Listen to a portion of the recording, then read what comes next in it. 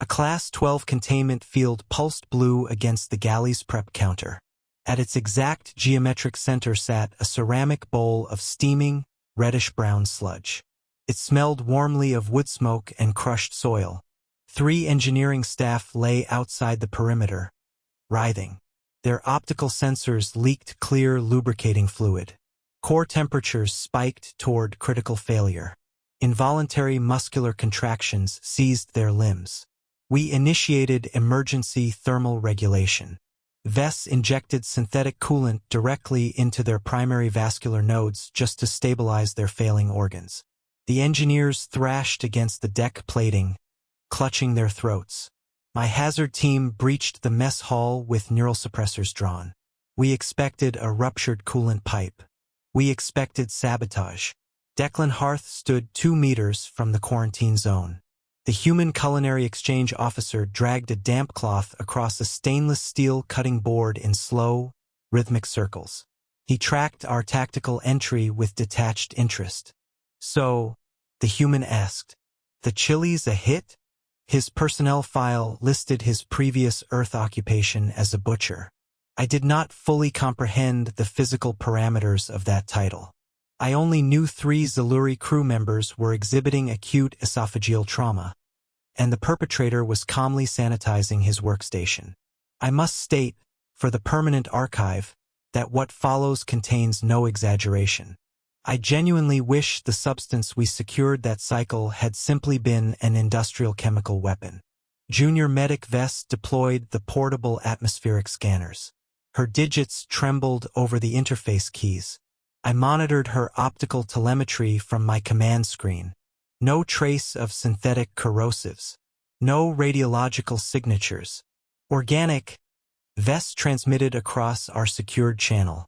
Her vocal modulators strained under the adrenaline spike. Complex molecular structure. It is plant-derived. The diagnostic overlay highlighted a heavy carbon-nitrogen chain. A botanical neurocompound highly concentrated. My medical unit exchanged silent, encrypted pings. Plant toxins do not manifest in Starship galleys by accident. They require deliberate harvesting, manual extraction, and careful deployment, which meant the culinary officer had intentionally dosed the crew's protein rations. I stepped forward. My environmental suit sealed its atmospheric seams with a sharp hiss. Step away from the biological vessel. Place your upper manipulators on the bulkhead. Declan paused his cleaning. He glanced at the medics loading the seizing engineers onto anti-grav stretchers. Then he looked back at the large metal pot still simmering on the induction burner. "I used less chili than usual," he said. He tapped a serving spoon against the metallic rim. "Figured you guys might not be acclimated to the heat. Was it too much?" He used the term heat to describe localized cellular degradation. The sheer audacity of the statement paralyzed the triage unit. He was claiming he had purposefully diluted the neurocompound. He believed this weaponized dosage was an act of mercy. Vess extended the medical scanner toward the isolated bowl. The proximity alarm wailed immediately. Harsh red light flashed across our protective visors. The compound was actively volatile. Declan ignored the blaring alarm. He reached right through the projected perimeter. He dipped his spoon directly into the quarantined pot, lifted the liquid to his mouth, and thoughtfully smacked his lips to assess the flavor profile. We braced for the worst, total internal hemorrhaging. He had bypassed the quarantine perimeter and ingested a lethal botanical weapon. Our medical triage unit flooded the encrypted comms channel with overlapping panic. I recalibrated the diagnostic scanner, aiming the primary targeting laser directly at his throat.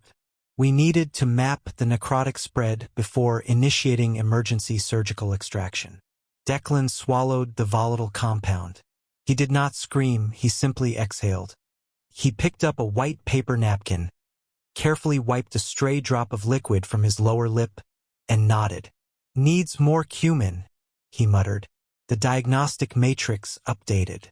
I stared at the cellular telemetry, bracing for the sight of dissolving tissue and hemorrhaging vascular walls. Instead, The human's esophageal tract remained entirely intact. The compound was not destroying cells.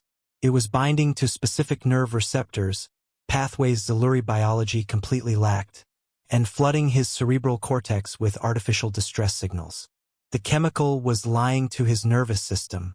It simulated catastrophic thermal damage without inflicting physical trauma. Humanity had not just survived a planetary environment that produced neurotoxic botanical defenses. They had harvested those defenses, weaponized their own pain receptors, and classified the resulting neurological panic as a recreational flavor profile. I lowered the scanner. "Your tissue is undamaged." Declan looked confused. "Obviously, it's just lunch. 3 of our engineers are currently experiencing systemic thermal shock." "They ate the chili," Declan said, gesturing with the spoon. "It contains capsaicin. It adds flavor. Pure capsaicin hits 16 million Scoville. I usually eat ghost peppers around 1 million, but I kept this batch at 2,500. He evaluated his food by its capacity to inflict measured agony. He preferred a dose 400 times stronger than the one currently collapsing our engineering staff. Junior medic Vess, barely 19 cycles out of the academy, stepped backward until her environmental suit hit the bulkhead. Her primary and secondary optical sensors leaked thick, clear sympathetic fluid.